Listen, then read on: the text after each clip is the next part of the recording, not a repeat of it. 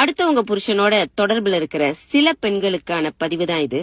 உங்ககிட்ட வரும்போது உன்னதான் என் மனைவியை விட ரொம்ப பிடிக்கும், என் மனைவி இல்லாம கூட நான் இருந்துருவேன், ஆனா நீ இல்லாம இருக்கவே முடியாது, என் மனைவியோட நிறைய பிரச்சனை, உன் கூட இருக்கும்போதுதான் சந்தோஷமா இருக்கேன், இப்படி பல ஆசை வார்த்தைகளை பேசி உங்களை அடைய ஆரம்பிப்பாங்க.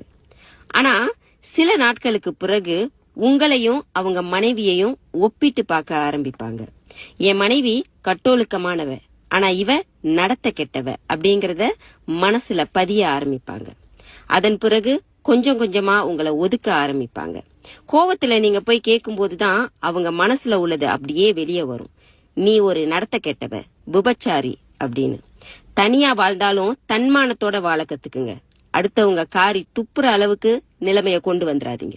பெண் என்பவள்